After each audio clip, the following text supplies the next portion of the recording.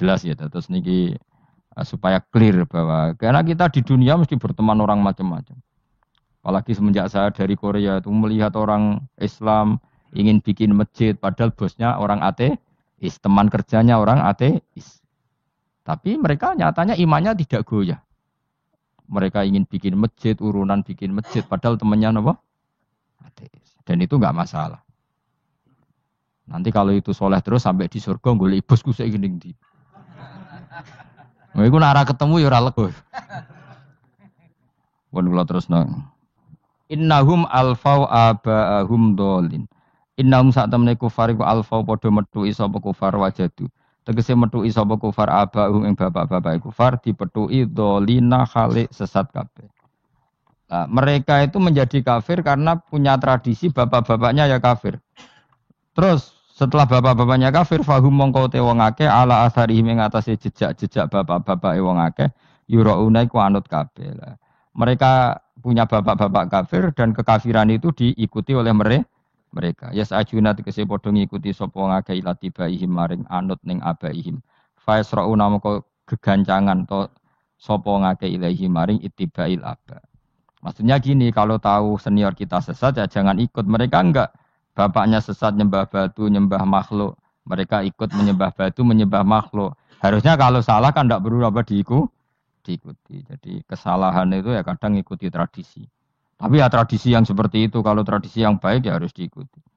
Walakodolan teman-teman sesat kau belum sedurunge iki generasi sopo akfarul awalin. Sopo aki-aki wong dhisik. Minal umami sing pira-pira umat almadiyati kang wis kliwat. Walakot arsalan teman-teman ngutus ingsun fiim dalem kabeh mungkirina ing wong sing meringatno kabeh. Minar rusuli sing pira-pira rusul mukhawifina tur ngekeki peringatan kabeh. Fangdur mongko angen-angen sira kaifa kana halikaya apa ana apa akibatul mudharin apa akibate wong sing dikai peringatan ayil kafirin tegese wong kafir kabeh. Ai akibatuhum tegese uta akibate kabeh akhir dari perjalanan mereka wa ala dabu siksa. Orang yang tidak iman pasti akhir perjalanannya siksa. Senajan to ning donya mereka ngelola dunia lebih baik ketimbang kita, kehidupan dunianya lebih baik ketimbang kita. Intinya kowe aja sampai kalah dunia, kalah akhirat. Awas kene. Kalah dunia aja sampai sini-sini wong. Go jalalan boleh kalah dunia. Gunane apa go konsep jalalan ngalor gitu. Tutulisi jalalan kalah di dunia menang akhirat. Boleh kalah pisan. Innalillahi wa inna ilaihi raji'un. Awas ke sebenarnya swarga sini-sini wong. Illa ibadah wahi kecuali pira-pira kaulan Allah al-mukhlasina kang ikhlas kabeh, al-mukminina kang mukmin kabeh. Fa innahu mongko satune ibadu al-mukhlisin utawa al-mukhlasin iku najau. Iku selamat sapa kabeh minal adabi sanging siksa. Li ikhlasihim krana ikhlase wong akeh fil ibadati ing ibadah.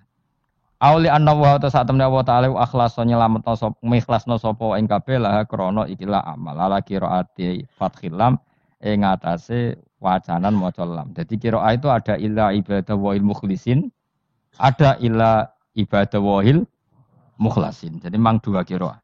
Tapi ki anut sing umum ya, aja aneh-aneh. Walaqad nadana nuhun falani'mal mujibun. Walaqad nadana lan teman-teman ndonga nek kita sapa nuhun Nabi Nuh bikali iklan dawe Nabi Nuh, Rabbi inni makhlubun fantasir. Rabbi do pengiran ingsun ini sak temen ingsun makhlubun den kalahno. Fantasir mongko kula aturi nulungi panjenengan. Fala ni'mal mujibun mongko iku banget nikmate sapa al mujibun sapa zat sing nyembadani lagu maring Nuh nahnu te kita. Da'ana ala qaumi. Maksudnya Nabi Nuh ketika tertekan oleh kaumnya, kemudian Nabi Nuh berdoa kepada saya. Dan saya kata Allah fala ni'mal mujibun zat terbaik yang memberi terkabulnya doa itu fala ni'mal mujibun. Ya Nuh berdoa kepada saya, kata Allah, dan saya, kata Allah, adalah zat terbaik yang bisa mengabulkan doa. Itu jenis apa? Falani amal mujibun. Eda'an atik sing donga sapa Nuh ing kita ala qaumihi ing atase kaum Nabi Nuh fa ahlaknahum. Mongko ngrusak ingsun ing kaum Nabi Nuh bil gharaqi kelawan tenggelam. Jadi kowe nak mangkel mbek wong-wong sing ora iman, iku pilihane iku kowe parek pangeran. Nak parek pangeran nak sing ora iman dikalahno pangeran. Kowe ora usah dadi ekstremis. Malah ribet dhewe. Pas ora ono apa pangeran. Lah nek kira wali ora mandi-mandi, ora mandi ya wis. Sementing kowe ning donya bernegara secara sehat, gak perlu dadi napa? Teroris, gak perlu dadi napa? Gerimis. Karena Nabi Nuh ketika mangkel mbek kaume, Nabi Nuh ngebom mereka apa matur pangeran? Matur pangeran, kemudian pangeran sendiri yang ngambil napa tindakan. Kowe yo ngono mbek musuh-musuhmu sing hasud mbek kowe. Tapi mbah kok nang pangeran malah bela kono. Lah kadang musuhmu luwih bener timbang kono ya. Timbang kowe. Kono kerja keras sugih. Terus duwarani kowe kere turu. Terus mbok pasutno jebule pangeran bener. Kok kowe pemalas, kono bekerja keras. Ya mbah nak ngono. Lan juga mati musuh wong saleh. Mergo nak maksudno malah balik ning kowe. Di musuh sing ra saleh dadi menang kowe. Nak padha ra saleh ya mbah ra jelas. Fa ahlaknahum mongko ngrusak ingsun hum ing kaum Nabi Nuh bil gharaqi kelawan apa tenggel. Sing jelas nabi-nabi dulu nak kecewa mbek musuhe iku mature teng pangeran. Mboten kalau perang itu beda loh. Nabi kalau perang dia perang di arena perang di Badar, di Uhud, jadi janjian terus duel. Orang kok musuhnya turu terus di sebelah buat nonton itu. Ya kalau mau perang ya janjian, jadi fair. Mereka nantang Nabi, tentu kan tidak baik kalau kebenaran ditantang kebatilan tidak berat. Terus akhirnya ya duel ini wow.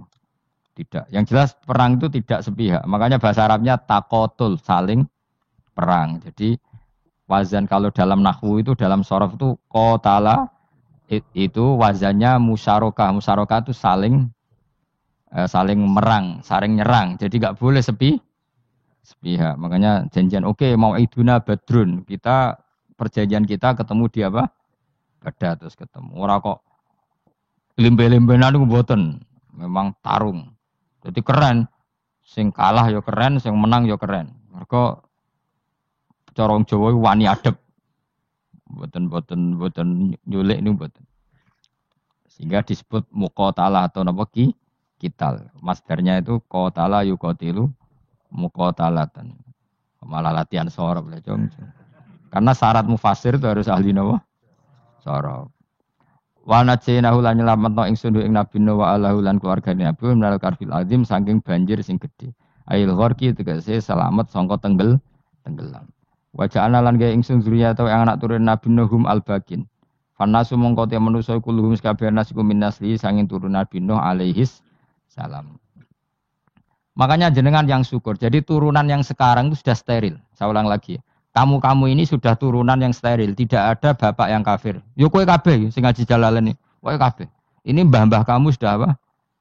Steril. Karena manusia pertama Nabi Adam, terus Nabi Adam seterusnya itu masih ada yang kafir macam-macam. Era Nabi Nuh ini bapak kedua. Sing kafir tenggelam kabeh, terus ada orang 80 semuanya mukmin. Makanya kita yang sekarang itu istilahnya Allah zurriyataman hamalna ma'anuh. Kita ini turunan orang yang diangkat di perahunya Nabi Nuh. Makanya manusia pertama dari Nabi Adam, terus itu masih macam-macam. Era setelah Nabi Nuh sudah steril, enggak ada lagi yang apa? Kafir. Umpama mbah-mbahmu ana sing kafir meneh, iku ya kafir sing ora asli. Sehingga engkok ya langkai wae. Mesti aja anggap langkai wae. Terus melok mbah sing napa? Sing mukmin. Ya jelas ya, fannasu kulluhum min naslihi alaihis salam. Jadi setelah periode banjir itu semua manusia itu sudah turunan Nabi Nuh dan pas itu sudah steril semuanya apa? Mukmin. Ya orang 80 semuanya orang apa? Nah, setelah itu ada lagi yang kafir. Lah aku ora roh iku sing dadi mbahmu ta ora roh. Ya ora perlu roh kowe. Mulane ora hafal nasab ku penting kanggo biasa ben ora roh.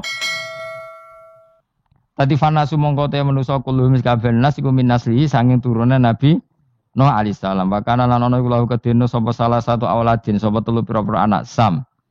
Pertama Sam wa Abul Arab wa Faris wa Rum wa Ham wa Abu Sudan. Sing Hamu Abu Sudan, bapake wong napa? Sudan, wa Yafas, ana sing maca Yafis. Yafas Abu Turki, bapake wong pundi? Wal Khazar, wa Ya'jud wa Ma'jud wa Maghunalika. Mbah kowe minduane sing tira mbah-mbahmu sing Abul Arab ira ngempesek. Persi gitu ya kurang ganteng. Rom kira ora wong Itali. Kowe turunan ndi? Ham iku paling Abu Sudan wong ireng-ireng. Paling iku. Wis ben ngono, ben. Wa tarakna alaihi fil akhirin. Wa tarokna lan nyisano ingsun abqaina tegese nyisano ingsun ali ngatasin Nuh tak sisano sanaan khalid dadi pangaleman hasanan kang apik fil akhirin ing dalam periode-periode sing akhir. Minal anbiya sing pira-pira nabi wal umami lan pira-pira umat ila yaumil kiamat itu maka maring dina kiamat. Nuh jejak-jejak kebaikannya akan saya maklumatkan kebaikannya sampai ila yaumil kiamat. Mulane ra ono barokah kados ngaji, jenengan kudu syukur ngaji. Misalnya Nabi Nuh dititahno Allah akan dipuji ila yaumil kiamat. Yang muji siapa kalau enggak kita-kita ini?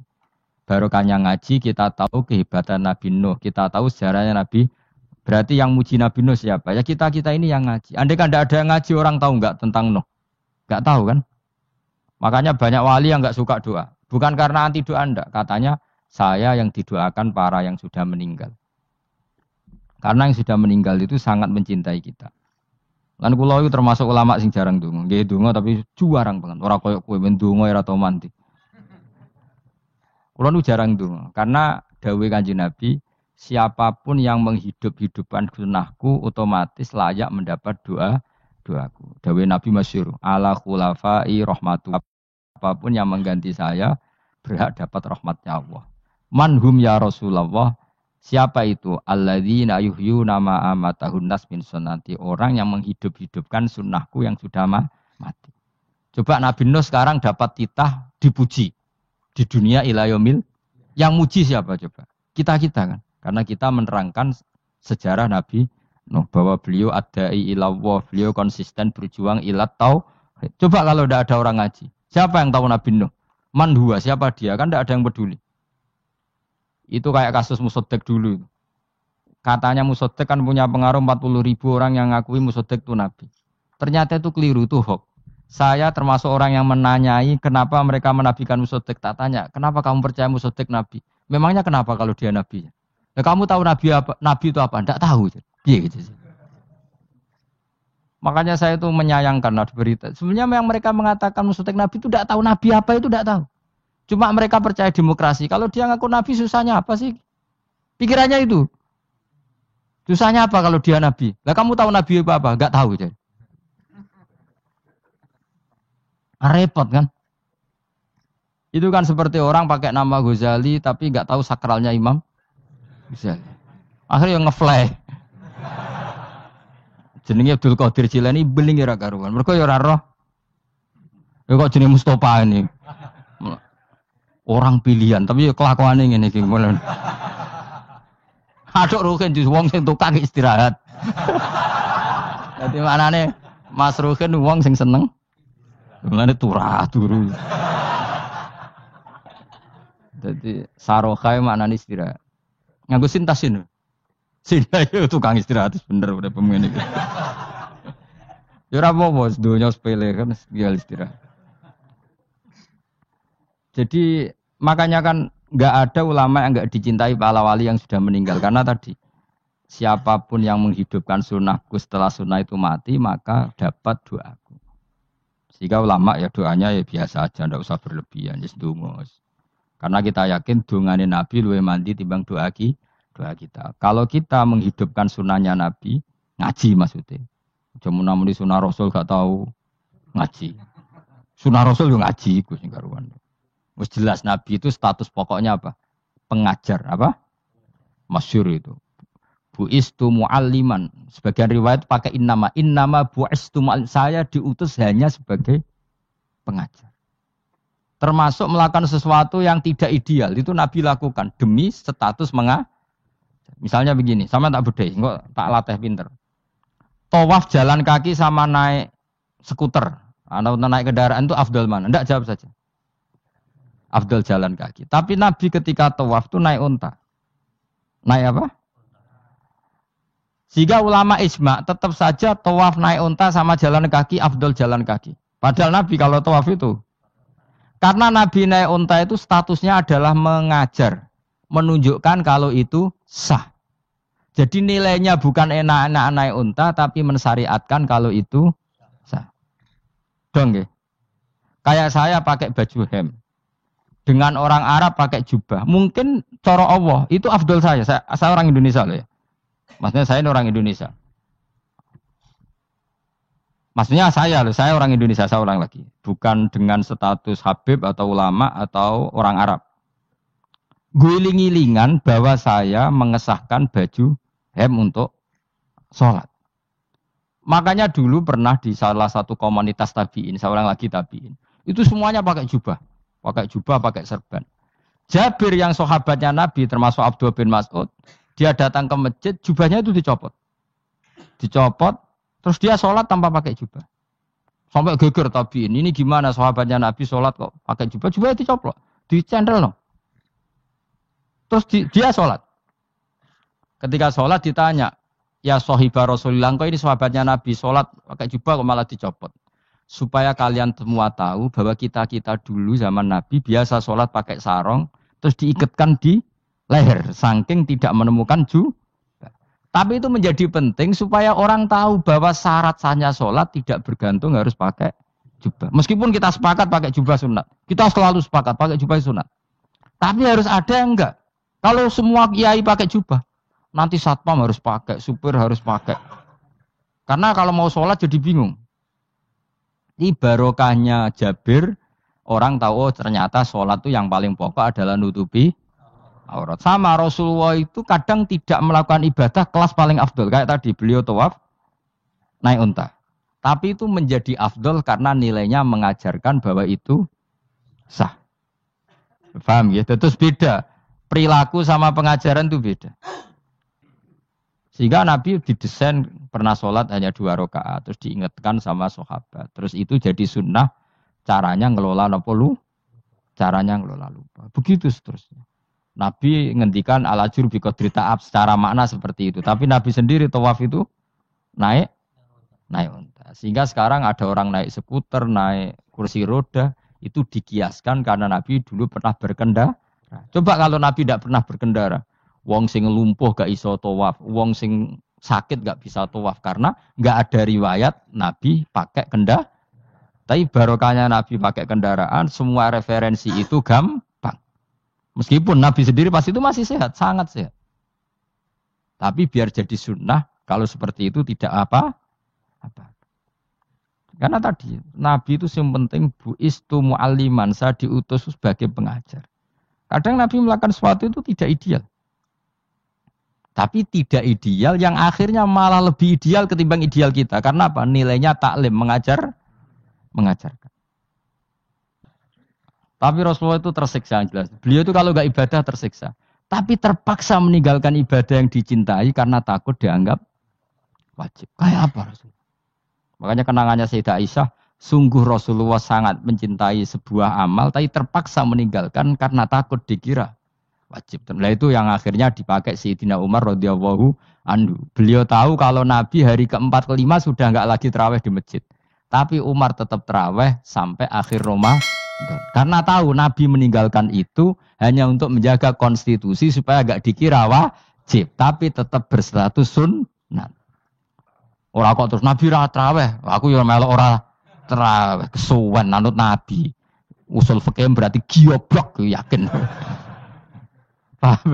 Logika usul fikih ra ngono. Nabi harus meninggalkan itu supaya enggak dikira wajib, tapi umat ra usah tetap nglakoni sunat. Wong pendak Ramadan kok ora gelem. Tapi ora usah ngritik sing ora nglakoni piye-piye sun. Dadi sing bakul bakso keben sing satpan keben ibadah ora traweh tok. Golek rezeki ya ibadah. Ya sing jelas mbah-mbahmu iku wis steril karena tadi yang ada kafirnya dihilangkan sebelum Nabi Nuh. Setelah Nabi Nuh semua orang yang di kapal itu iman. Maka orang sekarang itu diistilahkan Allah dalam surat Isra apa? Dzurriyyataman hamalna ma'anu. Kita ini turunan orang yang pernah diangkut di perahunya Nabi Nuh. Makanya di sini Imam Suyuti dawuh apa? Fanna sukulluhum min naslihi alaihis salam. Semua manusia sekarang pasti jalurnya lewat Nabi. Mulane ya keren, mbahmu ya Nabi Nuh. Paham ya? Masih akhirnya lewat Karmen, Karlan, tapi engkok ya dok Nabi. Wa tarakna alaihi fil akhirin salamun ala nuhin fil alamin. Salamun utai keselamatan iku ala nuhin ing atase Nabi Nuh. Salam minna sange ingsun. Ingsun Allah maksudnya teng mriki ala nuhin fil alamin ing dalam saalam kabeh. Inna sak temne kita unaji Kadzalika mengkono-mengkono kabeh kama jazinahum. Kaya oleh males ingsun ing kabeh nasi males ingsun al muhsinin ing sing nglakoni apik kabeh. Inna usatun nabi nuh min ibadina saing setengah sange kawula kita al mukminina kang mukmin kabeh. Summa aghraqna mongko lini lenggelamno ingsun al akhirin ing kelompok sing liya. Maknane kelompok sing liya kuffaro kaumi tegese kaum kafire Nabi Nuh.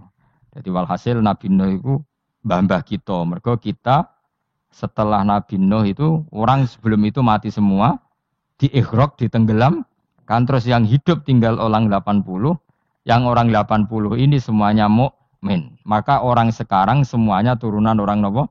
Mukmin, orang mukmin yang era itu. Kemudian setelah itu mungkin ada yang kafir-kafir lagi. Tapi tetap saja indukan mbah kita itu mukmin.